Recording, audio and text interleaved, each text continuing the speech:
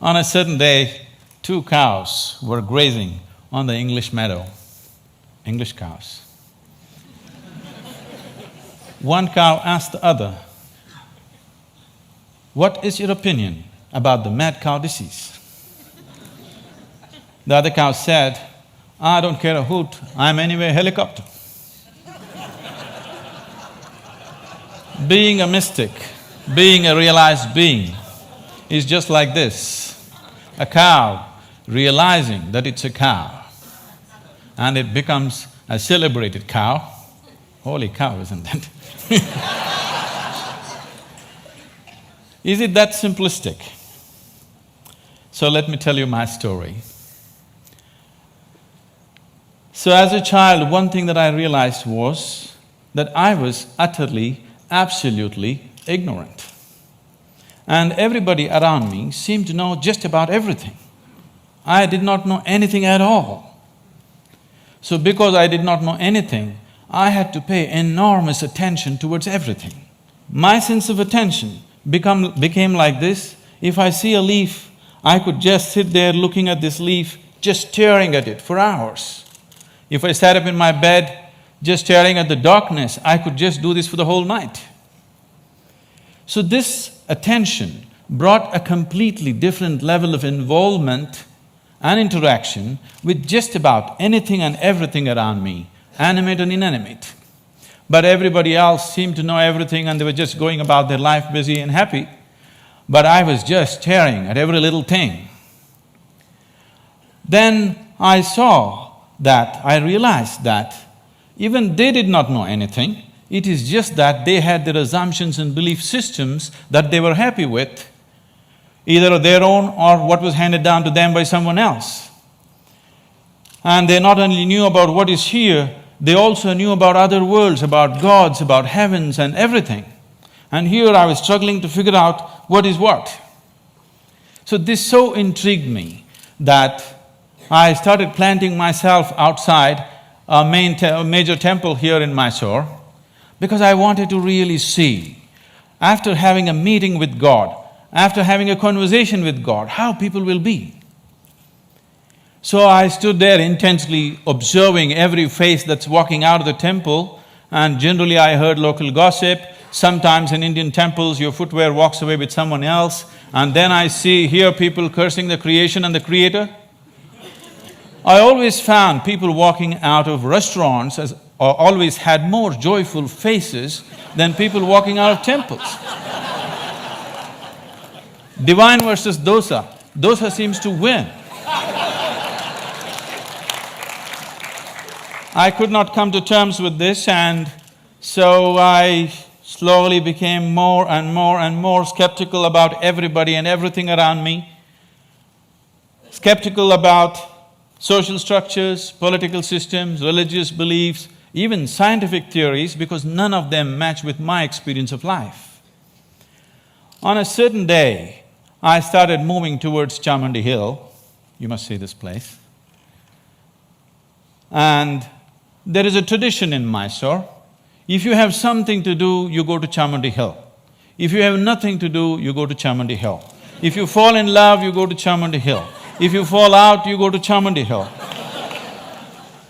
I had just fallen out and I had nothing to do, so I started moving towards Chamandi Hill. And I went up and sat on a rock there. Till that moment in my life, I always thought, this is me, and that's somebody else and something else. But for the first time, I did not know which is me and which is not me.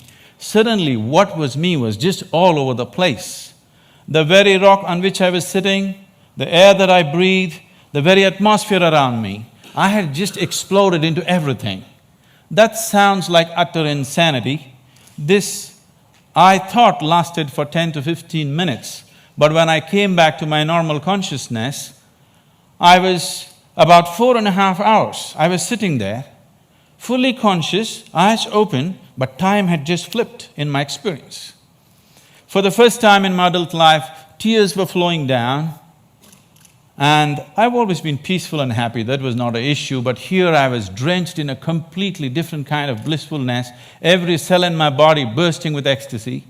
When I shook my head and trying to get some logical explanation for what's happening to me, the only thing that my very smart mind could say was, maybe I'm just going off my rocker. This experience, as it deepened and it started repeating itself, if I just sit here, what is moments for me seem to be hours for others. I think it's a minute, hours are gone. On a certain day, I happened to be sitting in a certain place. I actually thought it's about 25–30 minutes, but when I came to my normal senses, 13 days had gone by. I was sitting right there. India being what it is, a whole crowd had gathered, garlands around my neck, people touching my feet, somebody wants to know what will happen to his business, somebody wants to know when his daughter will get married. All the things that I hated were just happening around me. And I had to move away from this place just to avoid this crowd around me. And as this experience deepened into me, one thing that happened to me was everything that I believed was me suddenly was not me. This was always me. And suddenly I found this is just an accumulation of food that I've eaten. What I accumulate can be mine but can never be me. This was just a huge heap of impressions in my mind. And this body and mind, not being me but just being mine, a distance arose between me and my body, between me and my mind. This also facilitated a certain experience within me, that suddenly the equation of time and space was suddenly not applicable for me. I was seeing that what is here is there, what is there is here, past, present and future got mixed up. It was one majestic chaos, but utterly beautiful. So my skeptical mind, not able to come to terms with it, started conducting experiments. These experiments are too weird to talk about and the results too fairy tale-ish for anybody to believe. But one thing that I arrived at was that existence is not human-centric. And all human experience is self-made. Most people believe that their experience is molded by what situations in which they exist, but all human experience is 100% self-created from within. I think today a lot of science is beginning to agree with that. And having realized that, if all experience is created from within, if the basis of your experience is within you, the seat of your experience is within you as it is, what kind of experience of life would you want to have? For yourself, I'm sure you want it to be at most pleasantness, whatever you may be doing. What you want for your neighbor may be debatable, but what you want for yourself, definitely you want utmost pleasantness. As I realized the basis of my experience is within me, I shifted from staring at things to sitting with my eyes closed.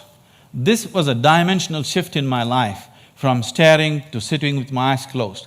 I got so fascinated with this human mechanism, I wouldn't want to open my eyes. For days on end, I'm just keeping my eyes closed, wanting to see everything about this one.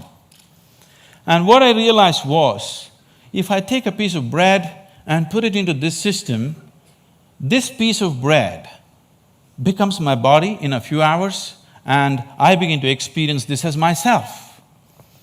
This amazing process, as I became more and more aware of it, I saw the very source of creation, the very maker of this body, the manufacturer of this body is within. Once I saw this, and I could see that I could rewire my brains completely in 24 hours, changing myself beyond social upbringing, family situations, even genetic qualities in me. I could see I could just completely change everything about myself. In 24 hours, I'm a different person. Another 24 hours, I'm a different person. I was like a conscious schizophrenic trying out different things. On a certain day, I just, in a field hockey game, I fractured my left ankle, and I went and sat down in a place. I was in excruciating pain, and by then I had also become a chronic asthmatic, and I had a very severe bout of asthma. And this pain and this inability to breathe together, they were quite something. At that moment it occurred to me, if the maker of this body is inside, why is it that I cannot mend this from inside? I sat down with a certain resolve. If this is true, I must be able to allow it to mend itself, otherwise I must be completely on a wrong track. I sat down with my eyes closed for about little more than an hour. When I came out, my asthma left me, never to come back again. And above all, my fractured leg was perfectly okay in little more than an hour's time. Armed with this experience, I started creating methods and systems through which every human being could access that intelligence and that capability within the system which can make a piece of bread into a human being. This intelligence and this competence within the human system, which is not just about thought process, exists in every human being, but unfortunately remains untapped. And I went about creating systems that people could make use of today, these technologies for inner well-being, these methods to engineer your interiority the way you want it. Millions of people are making use of it, enjoying the benefits of that, but the essential part of this is that there is such a high level of intelligence and competence on every millimeter of the body, every point of the body, not just in the thought process. This is completely untapped by human societies. There are ways to do this, and as I went into this process, what I saw was, what is it that determines what is me and what is not me? I am capable of taking a piece of bread and making it into myself. If I look at this body, it is just a piece of this planet that I have borrowed, but why is this separate and this is separate? Then I found that it is just the boundaries of sensation which determines what is me and what is not me. Here there is sensation, so this is me. There seems I don't feel the sensation, so that's not me. As I looked at this boundaries of sensation very, very closely from within myself, this was a phase of my life where most of the time I remained with my eyes closed. I realized that the boundaries of sensation can either be stretched, expanded, or even made smaller than what it is right now. You can sit here and not feel anything that's happening here right now. This happens in sleep to some extent. Or you can sit here and extend your boundaries of your sensation for this whole hall. And anything that is within the boundaries of your sensation, you will always experience as myself. There is a glass of water here and this is not me, that's very clear. But if you drink it, you just included it into the boundaries of your sensation and that becomes you. So if you throw the boundary of your sensation out in an expanded form, you can sit here and experience everybody in this hall as yourself. You can stretch it further, experience the very cosmic scape like you experience your own body. This sense of inclusiveness, if it comes into you, when this came into me, I suddenly realized that to be loving is not somebody's teaching. To be compassionate is not an idea. To be in empathy is not some esoteric principle. This is the way a human being is made, if only he does not constipate his consciousness with limited identifications with things that he is not. If you do not identify with anything that you have accumulated over a period of time, including your body and mind, every human being is capable of this.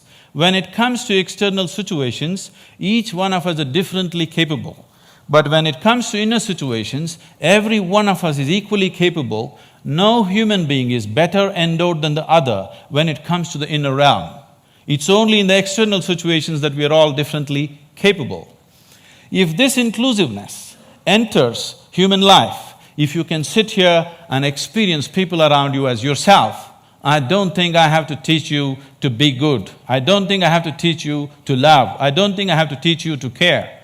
Because caring for this one is very, very natural. This is ingrained within the very nature of the existence.